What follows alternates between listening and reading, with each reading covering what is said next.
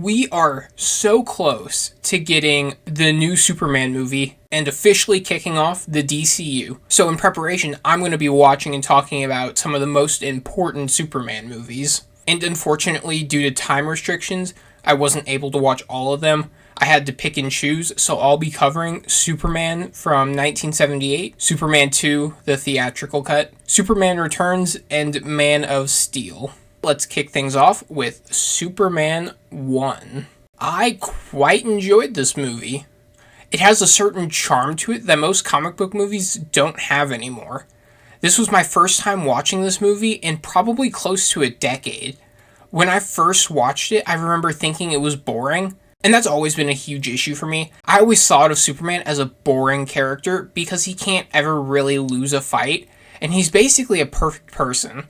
It wasn't until the last few years where I learned more about the things that make him an interesting character, mainly his ideals and his belief that every person is capable of good, and his fascination with humanity as a whole. And this movie captures a lot of that fairly well. This movie is surprisingly long, and it does a lot of setup for a sequel that I wasn't really expecting, and I was pleasantly surprised with this. Christopher Reeves and Gene Hackman are the standouts of the movie. They do an incredible job. And this movie is pretty funny. A lot of the jokes were unironically good and made me laugh. I love the portrayal as Clark Kent compared to Superman. It's absolutely insane how much this portrayal of Superman's alter ego puts Zack Snyder's to shame. Gene Hackman is a scene stealer. He carries himself with such a gravitas.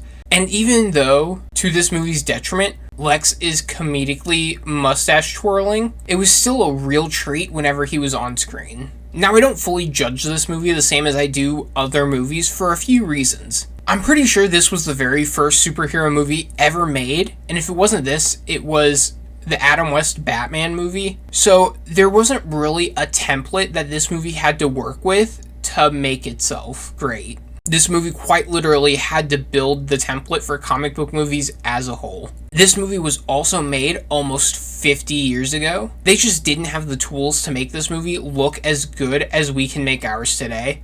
But with that being said, I have some minor critiques. I'm not in love with Lex Luthor just being a mustache-twirling villain. I would have much preferred if he was the public billionaire philanthropist we're more familiar with and not a known criminal. He's allowed to be corny, but I would have preferred that element stay. And I would have preferred that he actually grew to hate Superman throughout the course of the movie, and it wasn't just oh, you beat me and now I hate you. Once again, I don't hate that this was corny, but it just doesn't make sense for him to go after Superman. Had he just left Superman alone, his plan probably would have worked. Thinking back, maybe he thought Superman would be able to stop the rockets, but Lex had two, and he only needed one to hit. He could have launched it early to distract Superman, and then launched the second rocket at his true target, and the movie already confirmed Superman couldn't stop both. My other issue is Superman's relationship to Lois. It was actually handled much better than I thought it would. My only point of reference for how this could play out was Batman 89, and the relationship in that movie made no goddamn sense. But it was more the ending to it than anything else. I hate that Superman reversed time to save Lois. I thought this movie was setting up a very powerful lesson that would have been very ahead of its time, and that despite all the strength one can possess, you can't always save everyone. And I don't want Lois to die, but the movie would have been so much better if she had died, because Clark chose to honor his word to stop the second missile first, and there would have been actual consequences to his actions. I think a way around this is by having Lois as a side character and give her role to another female reporter. Clark becomes infatuated with her, have her die at the end, and Clark learns that he can't always save everyone. Then set up his relationship with Lois for the second movie, which they clearly were planning on. Or maybe I'm crazy. All cards on the table, this is a great movie. Aside from those two things, all I can do is nitpick, which doesn't carry any weight because this movie is almost half a century old. Characters get a 9 out of 10. Lex Luthor and Superman are fantastic. Everyone else is satisfactory to great. Story gets a 7 out of 10. I really think the story falls apart in the third act. I hated the time reversal, and the rest of the story is fairly basic, but this movie had nothing to base itself on, so I'm not holding anything against it except the time travel bit. Acting is a 9 out of 10. Gene Hackman and Christopher Reeves carry the fuck out of this movie. Visuals is a 5 out of 10. This movie's visuals have aged rather poorly. I have no idea how great it looked for the time it released, and I completely understand how difficult it must have been, so I'm not going negative on it, but I can't go higher than a 5. Action is a 6.5 out of 10. This falls on the same realm as visuals. This one seems to more clearly be great for the time it was released, and there wasn't a ton of it because it wasn't the focus of the movie. Overall, this movie is a 7.5 out of 10. This is a generational classic, and it may never be topped. It is, without a doubt, the most important comic book movie of all time. Now on to Superman 2. Unfortunately for this movie, I only have access to the theatrical release. It's my understanding that the Donner cut is the preferred version, and I'm sorry, but this is what I've got. This movie is definitely not as good as the first one. For most of the movie, Clark isn't being Superman, and Zod is off interacting with the rest of the planet. And I think I understand what this movie was going for. This was a very ambitious movie, and I don't think they had the resources to make it into what they envisioned. It's my understanding that the original director completed most of the movie and got fired, and the studio mishmashed what they wanted and what Donner did. So we got a Frankenstein's monster of a movie, where like the beginning and end are the studios, and the middle is the Donner version. And to its credit, this wasn't that bad. I don't know what Warner Bros. In their infinite wisdom changed, but I thought the movie was serviceable. This movie also has a back and forth on how much they want to use Lex Luthor. Gene Hackman did a great job again, but we keep cutting back and forth from him, and I think he was supposed to have a larger role in the third act. Either due to studio intervention or a major rewrite late in production or filming, caused him to feel like he would have had a larger role than he actually did. I thought Lois and Clark's relationship was a little better. I would have liked it more if they waited a little longer for Clark to reveal he's Superman, just to show Lois falling in love with Clark Kent. 3C Films pointed this out, and I kind of agree. Sam Raimi seemed to have taken a ton of inspiration for his superhero trilogy off these movies. And while I do have my critiques of his movies, I do think he significantly improved the formula these movies created. This was clearly meant to be a major action movie, but they still lacked the resources to make it what it needed to be. The first movie has the same issue, but they chose to be very conservative with Superman and what he could do because of this, and it worked in the movie's favor. This is why we don't see Superman's heat vision or ice breath in the first movie, but we do in this one. I also think General Zod was a weak villain. He's just evil to be evil. Lex Luthor at least had some motive, and the mind-wiping kiss at the end was so stupid. This movie, again, pulls the rug out from its most emotional plotline to bring things back to the status quo. I gave the first movie a slide, but I can't for this one. Characters get a 7 out of 10. Less Lex for Zod was not the best trade-off. Story gets a 6.5 out of 10. I think the story is slightly better, because for me, the time travel undercut a major theme, while the mind-erasing kiss just killed a strong emotional storyline that could have existed. Acting is a 9 out of 10. Everyone is still great. Visuals is a 5. I only go lower than the first movie because they knew their limits and still added a lot more action. I'm not going to take a ton away because this is still over 40 years old, but they should have held back a little more. Action is a 5.5 out of 10. They tried to do more ambitious things, but it doesn't hold up well. The first movie still works because they were more conservative. This movie didn't. Overall, this movie is a 6.5 out of 10. A slight step down from the original. Both movies are great, and despite my criticisms, they are classics for a reason, and they hold up shockingly well. Now, we are going to skip the next two because I have little time, and I've heard they are significantly worse than the first two.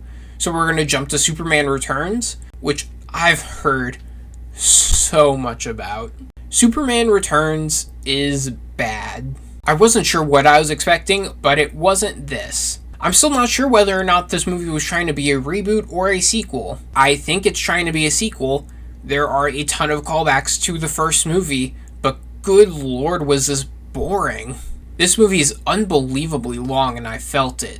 The first movie was over 2 hours long, and when I saw the runtime I was worried, but time flew by. I really think they should have gone the full reboot route.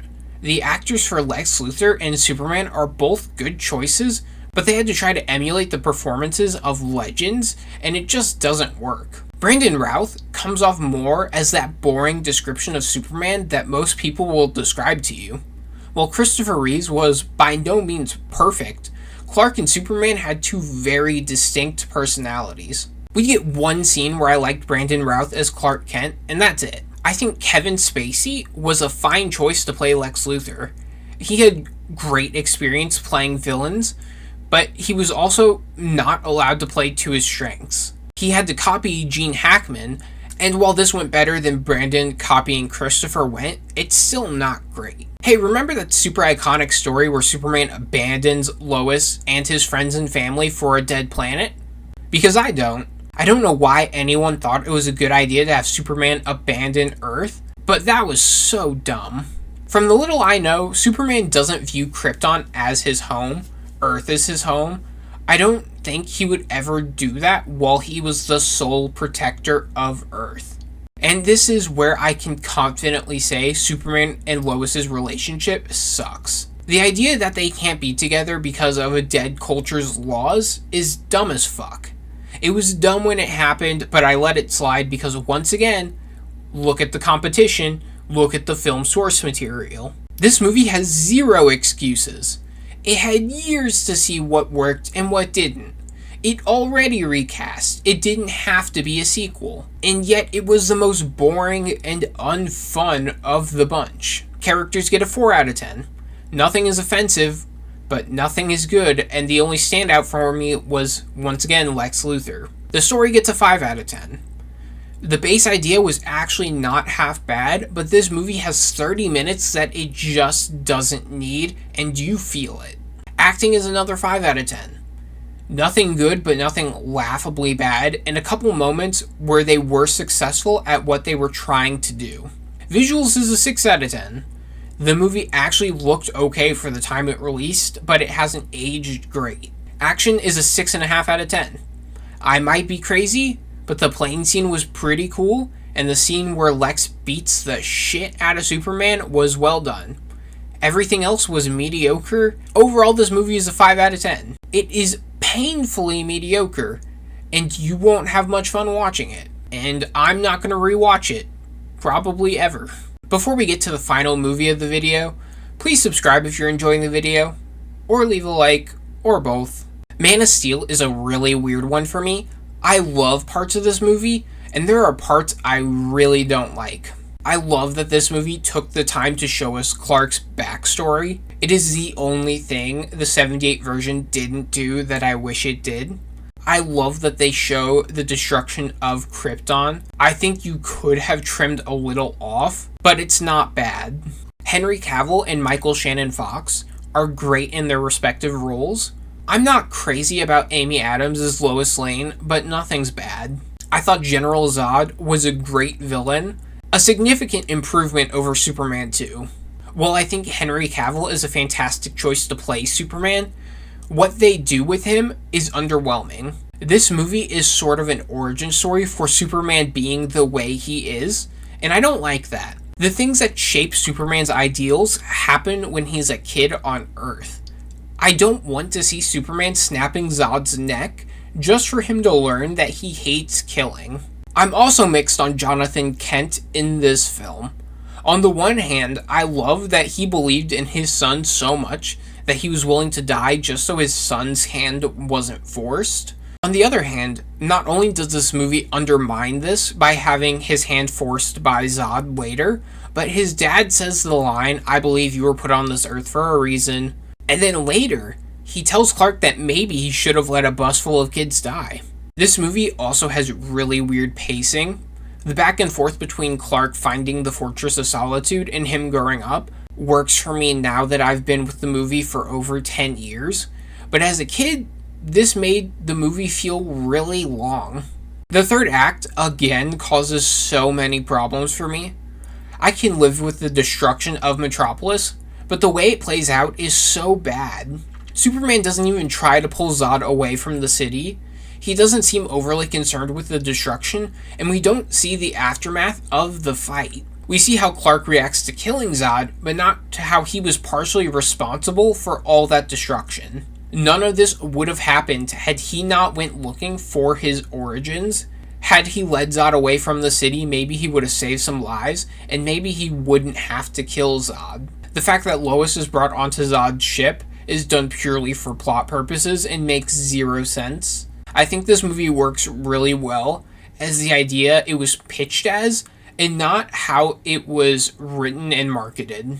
The idea that if we made contact with an alien species, and it would be the most detrimental thing to ever happen on this planet, is a great idea for a realistic take on Superman, and this movie carries that idea very well. I'd say it's better than The Dark Knight Rises when looking through the guise of this happening in our world, but in a world where Batman exists along with Flash, Martian Manhunter, and Green Lantern, and Wonder Woman, this doesn't work. Characters get a 6.5 out of 10. A lot of weird choices were made, but Zod was a good character. Story gets a 6 out of 10. The pacing is off for me, and I really hate that they made Superman kill Zod and partake in the apocalyptic war zone that was Metropolis. The acting is a 6 out of 10. Michael Shannon Fox, Henry Cavill, and Lawrence Fishburne all do great jobs.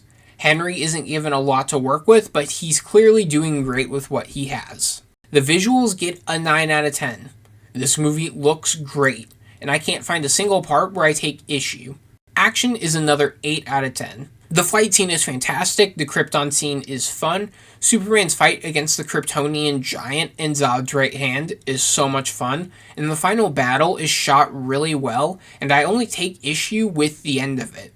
Overall, this movie is a 7 out of 10. We finally made it through all the Superman I can stomach in a day. I'm happy to say this was a mostly positive experience, and I will be adding the classic Superman movie to my collection. Guys, if you managed to make it to the end, thank you. I appreciate it. I'm tired and need a break from Superman for at least a month. Thanks for sticking around until the end, and take care.